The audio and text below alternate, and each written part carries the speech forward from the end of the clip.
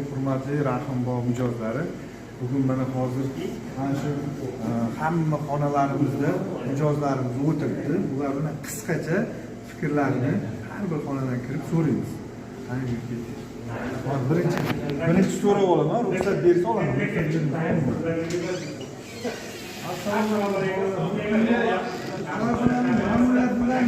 Qisqa so'rovnoma o'tkazsak bo'ladimi? Assalomu alaykum. Xushxabarlar, yaxshimisizlar? Charchamasizlar? Kamchiliklar yo'qmi? Bu yoqqa qarang, savolni beraveraman. Nima kamchiliklar bor? Kamchiliklar bo'lsa, shunga qarab biz bartaraf qilamiz. Yaxshi tomonlari, fikrlaringiz.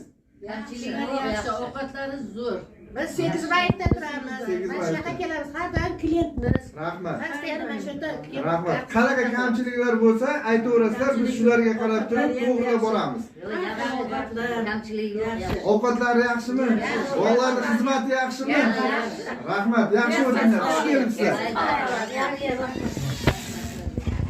Bu xona bo'ldi.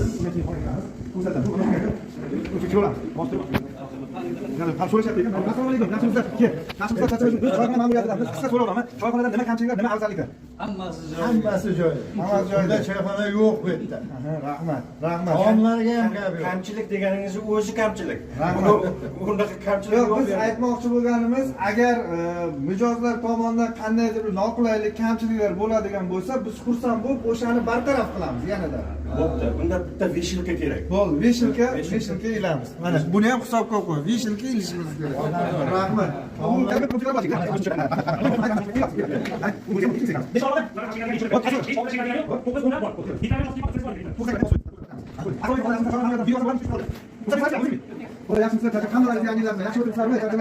Choyxonamizda kamchilik afzalliklarini so'ramoqchimiz. Kamchiliklar bo'lsa, o'shanga qarab bartaraf qilib, yana xizmatlarni yaxshilamoqchimiz. Kamchiliklar bo'lsa, aytsalar, yaxshi tomoni bo'lsa, uni ham aytsalar, xursand bo'lamiz. Kamchiligi yo'q, hamma narsa so'raganimiz aniq joy-joyida. Bemalol o'tiribmiz, Xonalar issiqmi? Bolalarning xizmatlari qanday? Ovqatlari yaxshimi, shirinmi? Ayniqsa mana shu bola shunday yaxshi bolada. Bo'ldi, rahmat opalar, yaxshi o'tinglar. Qanaqa kamchilik bo'lsa, oldin uzr so'raymiz. Yaxshi o'tinglar. Rahmat sizlarga.